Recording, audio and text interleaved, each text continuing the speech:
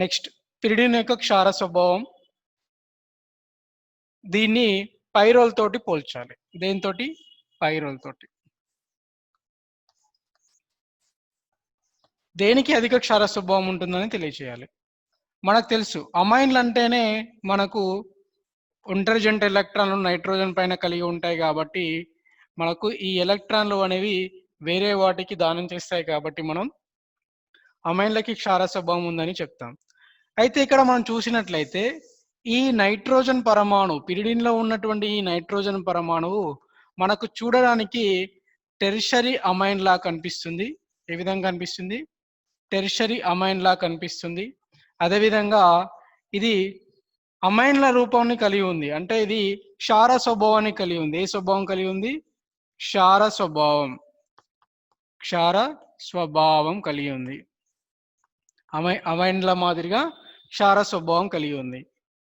కానీ ఈ యొక్క పైరోల్ కంటే దేనికంటే పైరోల్ కంటే పిరిడిన్కి అధిక క్షార స్వభావం ఉంటుంది. దీనికి క్షార స్వభావం ఎక్కువ. ఇది మరి ఇంతకుముందు చెప్పాను, పైరోలు అనేది క్షార స్వభావాన్ని ప్రదర్శించదు, ఆమ్ల స్వభావాన్ని మాత్రమే ప్రదర్శిస్తుంది అని చెప్పాను. ఎందుకు అంటే ఇక్కడ ఉన్నటువంటి ఒంటరి జంట ఎలక్ట్రాన్లు అనేవి డీలోకలైజేషన్ చెందుతాయి, అంటే అస్థానీకృతం చెందడం వలన ఇక్కడ మనకు రెజోనెన్స్ లో పాల్గొంటాయి.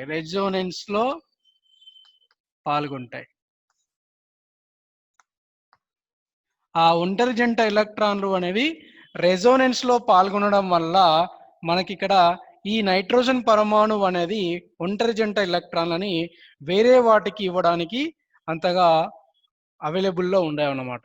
ఈ ఎలక్ట్రాన్లు అనేవి రెజోనెన్స్ లో పాల్గొనడం వల్ల అప్పుడు నైట్రోజన్ పరమాణు పైన ఎలక్ట్రాన్ సాంద్రత అనేది తగ్గుతుంది. దీనిపైన ఎలక్ట్రాన్ సాంద్రత తగ్గుతుంది.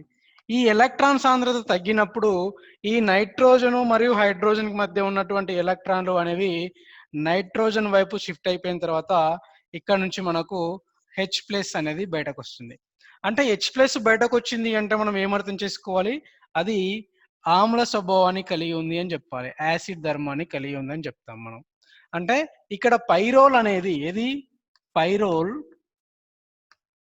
పైరోల్లో ఒంటరి జంట ఎలక్ట్రాన్లు అనేవి రెజోనెన్స్ లో పాల్గొనడం వల్ల నైట్రోజన్ పైన ఎలక్ట్రాన్ సాంద్రత తగ్గడం వలన అక్కడ నైట్రోజన్ కి మరియు హైడ్రోజన్ కి ఉన్నటువంటి మధ్య బంధ ఎలక్ట్రాన్లు అనేవి నైట్రోజన్ సైడ్ కి వెళ్ళిపోవడం వలన ఇక్కడ H+ అనేది బయటకు విడుదలవడం వల్ల ఇది ఆమ్ల స్వభావాన్ని కలిగి ఉంది. ఏ ఆమ్ల స్వభావం అంటే బలహీన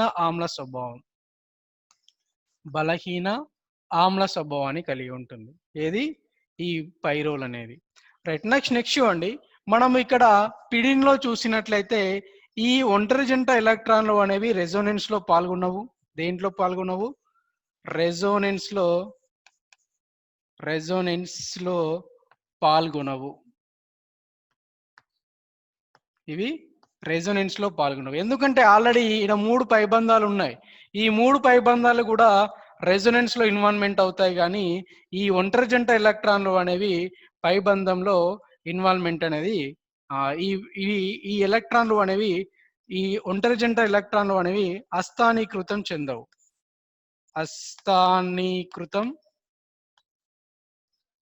చెందవు. కానీ ఇక్కడ ఈ ఎలక్ట్రాన్లు అనేవి ఏమవుతున్నాయి? అస్థానీకృతం చెందుతున్నాయి.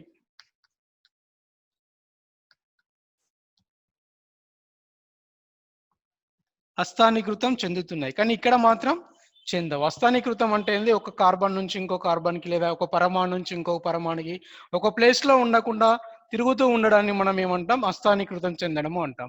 అయితే అదే విధంగా ఇక్కడ పైరుల్లో చూసినట్లయితే ఈ ఒంటరి జంట ఎలక్ట్రాన్లు అనేవి రెజనెన్స్ లో పాల్గొనడం వల్ల అస్థానీకృతం చెందడం వల్ల ఈ హైడ్రోజన్ పరమాణు మరియు నైట్రోజన్ పరమాణుకు ఉన్నటువంటి మధ్యలో ఉన్న ఎలక్ట్రాన్లు నైట్రోజన్ వైపుకు వెళ్ళిపోతాయి. ఎందుకంటే ఇక్కడ ఎలక్ట్రాన్ సాంద్రత అనేది తగ్గిపోతుంది కాబట్టి H+ ఇస్తాయి కాబట్టి దాన్ని మనం బలహీన ఆమ్లం అంటాం. బలహీనమైన ఆమ్లము అంటే ఏంటంటే ఈ పైరోల్ అనేది అంత త్వరగా H+ ని ఇయ్యదే. ఏవైతే త్వరగా H+ లను ఇస్తున్నాయో వాటిని ఏమంటాం? బలమైన ఆమ్లాలు అంటాం. ఇక్కడ చూసినట్లయితే ఇప్పుడు మీరు చెప్పండి, ఇక్కడ పిరిడిన్ లో ఈ ఒంటరి జంట ఎలక్ట్రాన్లు ఎట్లా ఉన్నాయో ఆ విధంగానే ఉన్నాయి. ఇక్కడ ఈ ఒంటరి ఎలక్ట్రాన్ జంట అనేది అస్థానీకృతం చెందడమే కాబట్టి ఇది క్షార స్వభావాన్ని కలిగి ఉంది. ఏది ఈ పిరిడిన్ అనేది క్షార స్వభావాన్ని కలిగి ఉంది. దేనికంటే పైరోల్ కంటే. మరి పైరోల్ ఏ స్వభావాన్ని కలిగి ఉంది అంటే బలహీన ఆమ్ల స్వభావాన్ని కలిగి ఉంది అని చెప్పాలి. మీకు అడుగుతాడు క్వశ్చన్, మీకు ఏమడుగుతాడంటే పిరిడిన్ యొక్క క్షార స్వభావాన్ని పైరోల్ తో పోల్చండి అంటాడు. అప్పుడు పైరోల్ తో పోల్చండి అన్నప్పుడు ఇవన్నీ రాయాలి. పైరోల్ పిరిడిన్ అనేది అమైన్ల మాదిరిగా క్షార స్వభావాన్ని కలిగి ఉంటుంది. ఇది పిరిడిన్ తో పైరోల్ తో పోల్చినప్పుడు దీనికి క్షార స్వభావం ఎక్కువ. ఎందుకు అంటే ఇక్కడ ఒంటరి జంట ఎలక్ట్రాన్లు అనేవి వేరే వాటికి దానం చేయడానికి అక్కడ అవైలబుల్ లో ఉంటాయి కాబట్టి అది వేరే వాటికి ఎలక్ట్రాన్ ఇచ్చేస్తుంది కాబట్టి క్షార ధర్మాన్ని ప్రదర్శిస్తుంది.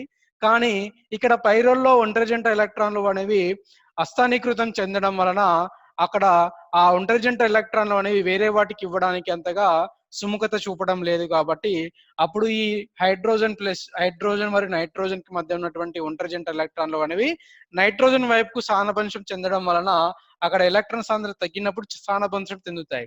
అప్పుడు H+ ని విడుదల చేస్తుంది కాబట్టి అప్పుడు ఇది పైరోల్ అనేది బలహీనమైనటువంటి ఆమ్ల స్వభావాన్ని ప్రదర్శిస్తుంది. రైట్, నెక్స్ట్ చూడండి. నెక్స్ట్ ఏంటి అంటే నేను చెప్తున్నాను అంటే నేను ఇప్పుడు ఈ పిరిడిన్ ని మనం దేంతో పోలుస్తున్నాను అంటే టెర్షరీ అమైన్ తో పోల్చాను. దేంతో పోలుస్తున్నాను? టెర్షరీ అమైన్ తో పోలుస్తున్నాను. ఇప్పుడు చూడండి, నేను ఇక్కడ టెర్షరీ అమైన్ రాస్తాను. NRR. ఇక్కడ టెర్షరీ అమైన్ తో పోల్చినప్పుడు మనకు దేనికి అధిక క్షార స్వభావం ఉంటుంది అని చెప్పాలి. ఇక్కడ టెర్షరీ అమైనా లేకుంటే పిరిడినా? పిరిడిన్ కూడా మనకు టెర్షరీ అమైన్ లా కనిపిస్తుంది. ఎందుకంటే ఒకటే నైట్రోజన్ ఉంది, 3 బంధాలు ఉన్నాయి. ఇక్కడ ఒక నైట్రోజన్ ఉంది, 3 బంధాలు ఉన్నాయి. ఈ దాంట్లో దేనికి అధిక క్షార స్వభావం ఉంటుంది అని చెప్పాలి. ఇప్పుడు చూడండి, ఇక్కడ పిరిడిన్ లో అన్ని పరమాణువులు అనేవి sp2 సంకరీకరణంలో ఉన్నాయి. ఏ సంకరీకరణంలో ఉన్నాయి? సంకరీకరణం spt లో ఉన్నాయి అన్ని ఆటమ్స్ అన్ని కూడా. ఇక్కడ ఈ ఆలిఫాటిక్ అయినటువంటి టెర్షరీ అమైన్ లో ఆ నైట్రోజన్ పరమాణు అనేది sp3 సంకరీకరణంలో ఉంది. ఏ సంకరీకరణంలో ఉంది? sp3 సంకరీకరణంలో ఉంది. అయితే ఇక్కడ నైట్రోజన్ పైన ఉన్నటువంటి ఒంటరి జంట ఎలక్ట్రాన్లు అనేవి sp3 సంకర ఆర్బిటాల్లో ఉంటుంది. సంకర ఆర్బిటాల్లో ఉంటాయి ఈ ఒంటరి జంట ఎలక్ట్రాన్లు. ఇక్కడ నైట్రోజన్ పైన ఉన్నటువంటి ఈ ఒంటరి జంట ఎలక్ట్రాన్లు అనేవి sp2 సంకర ఆర్బిటాల్లో ఉంటాయి. ఏ సంకర ఆర్బిటాల్లో ఉంటాయి? sp2 సంకర ఆర్బిటాల్లో ఉంటాయి. ఇప్పుడు చూడండి, మనకు sp2 పెద్ద సైజులో ఉంటుందా, sp3 పెద్ద సైజులో ఉంటుందా అంటే మనం చెప్పేస్తాం sp3 అనేది sp2 కంటే చాలా పెద్దది. అంటే ఈ sp3 సంకర ఆర్బిటల్ అనేది పరిమాణం ఎక్కువగా ఉంటుంది. నెక్స్ట్ sp2 సంకరీకరణ ఆర్బిటల్ ఏమో పరిమాణం చిన్నగా ఉంటుంది. ఇది చిన్న పరిమాణం ఉంది, ఇది పెద్ద పరిమాణం ఉంది.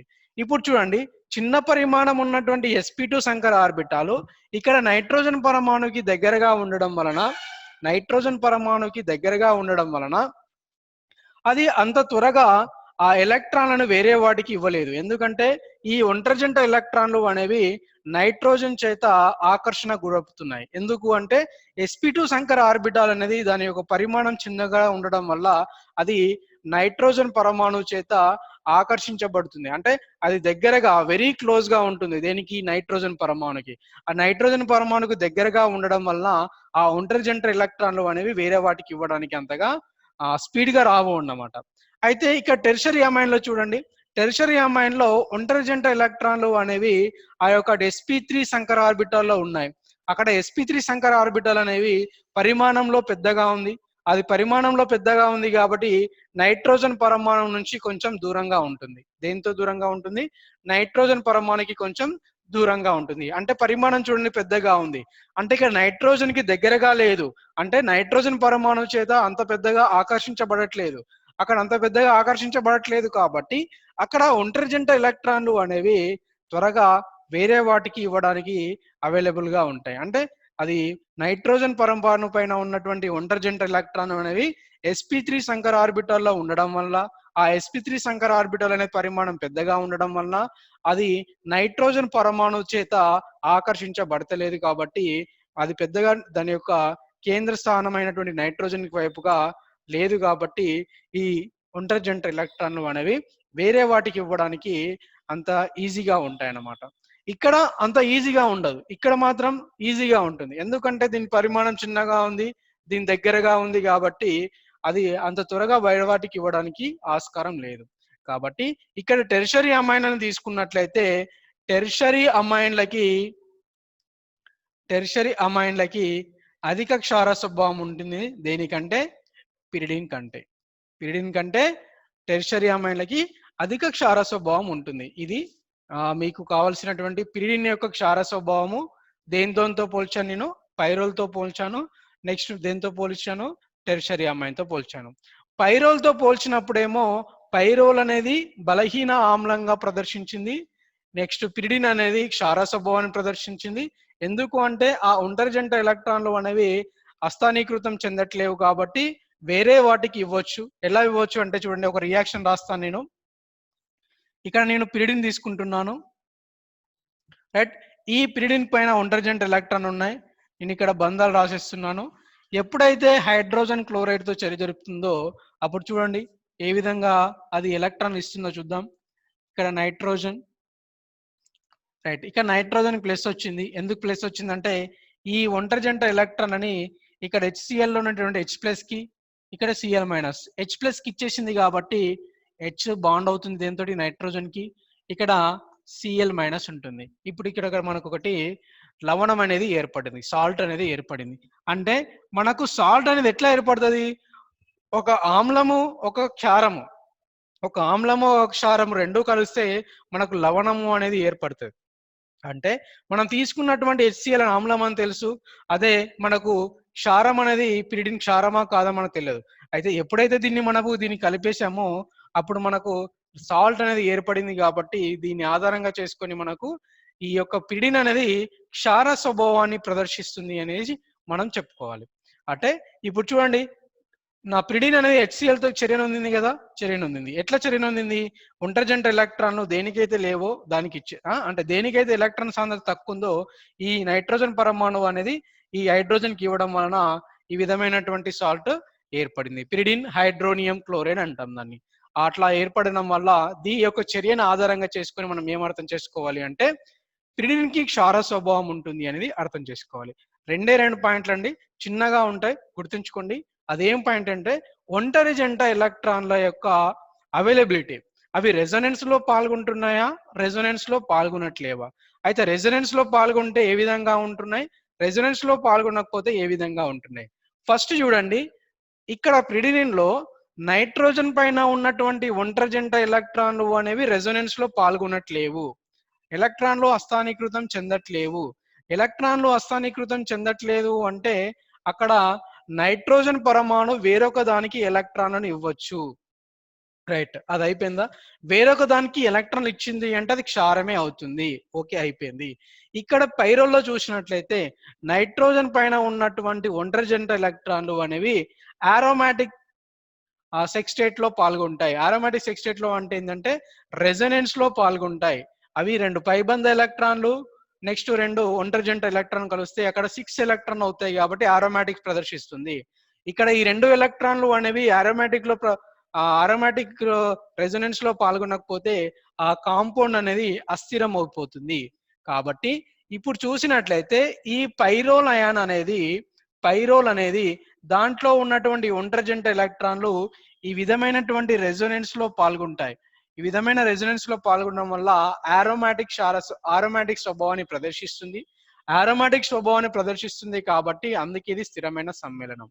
కాబట్టి ఎప్పుడైతే ఇక్కడ ఇవి ఎలక్ట్రాన్లు దీనిపైన వెళ్ళిపోతున్నాయో, రెజొనెన్స్ లోకి వెళ్ళిపోతున్నాయో అప్పుడు ఇక్కడ నైట్రోజన్ పైన ఎలక్ట్రాన్ సాంద్రత అనేది తగ్గిపోతుంది. తగ్గినప్పుడు అక్కడ హైడ్రోజన్ కు నైట్రోజన్ కి మధ్య ఉన్నటువంటి ఎలక్ట్రాన్లు నైట్రోజన్ చేత ఆకర్షించబడడం వల్ల మనకు H అనేది H+ రూపంలో విడుదల కావడం వల్ల అది మనకు బలహీనమైన ఆమ్లంగా ప్రదర్శిస్తుంది, ఏది పైరోల్ అనేది, రైట్. ఇది మనకు నెక్స్ట్ పిరిడిన్ కూడా ఎట్లా చర్య జరుపుతుంది అనేది కూడా ఇక్కడ చూపించాను. మరి నెక్స్ట్ టెర్షరీ అమైన్ తో కంపేర్ చేశాను. ఎందుకు అంటే పిరిడిన్ లో నైట్రోజన్ పరమాణు కూడా సేమ్ టెర్షరీ అమైన్ లాగా ప్రదర్శించింది కాబట్టి అక్కడ టెర్షరీ అమైన్ దానికి కలిపి చూసినట్లయితే మనకు టెర్షరీ అమైన్ లో ఆ ఒంటరిజంట ఎలక్ట్రాన్లు అనేవి sp3 సంకరీకరణ ఆర్బిటాల్లో ఉన్నాయి కాబట్టి sp3 సంకరీకరణ ఆర్బిటాల్లో ఉన్నాయి కాబట్టి ఆ sp3 సంకరీకరణ ఆర్బిటాల్ యొక్క సైజ్ అనేది పెద్దగా ఉంటుంది. అది ఆ నైట్రోజన్ పరమాణుకు అంత దగ్గరగా ఉండకపోవడం వలన ఆ ఒంటరి జంట ఎలక్ట్రాన్లు అనేవి వేరే వాటికి త్వరగా ఇచ్చేస్తుంది. సో వేరే వారికి త్వరగా ఇచ్చేస్తుంది కాబట్టి అక్కడ మనకు టెర్షరీ అమైన్ అనేది బలమైన క్షారంగా ప్రదర్శిస్తుంది. అదే ఇక్కడ పిరిడిన్ లో చూసుకున్నట్లయితే అక్కడ ఒంటరి జంట ఎలక్ట్రాన్లు అనేవి sp2 సంకరీకరణ ఆర్బిటాల్లో ఉన్నాయి కాబట్టి ఆ sp2 సంకరీకరణ ఆర్బిటాల్ యొక్క సైజ్ అనేది చిన్నగా ఉండడం వల్ల అది నైట్రోజన్ పరమాణుకు దగ్గరగా ఉండడం వల్ల అది ఎక్కువగా నైట్రోజన్ పరమాణు చేత వేరే ఆకర్షించడం లేదంటే అది ఎక్కువగా దగ్గరగా ఉండిపోవడం వల్ల క్లోజ్ గా ఉండడం వలన అక్కడ ఏమైతుంది అంటే ఆ ఒంటరి జంట ఎలక్ట్రాన్లు అనేవి వేరే వాటికి ఇవ్వడంలో కొంచెం సుముఖత చూపట్లేవు అన్నమాట. ఎందుకు చూపట్లేవు అంటే అది నైట్రోజన్ పరమాణు చేత sp2 సంకర ఆర్బిటాల్లో వెరీ దగ్గరగా ఉండడం వెరీ క్లోజ్ గా ఉండడం వల్ల అవి అంత త్వరగా ఇవ్వలేవు. ఇస్తాయి కానీ అంత త్వరగా ఇవ్వలేవు. దేంతో పోల్చినప్పుడు టెర్షరీ అమైన్లతో పోల్చినప్పుడు. సో ఇది మీకు కావాల్సినటువంటి టాపిక్ ఏంటంటే పిరిడిన్ యొక్క క్షార స్వభావం పైరల్తో పోల్చండి మరియు టెర్షరీ అమైన్తో పోల్చండి అన్నప్పుడు ఇది మీరు రాయాలి. Okay, clear? అర్థమైంది చెప్పేసి నేను అనుకుంటున్నాను. Okay right? Okay sir.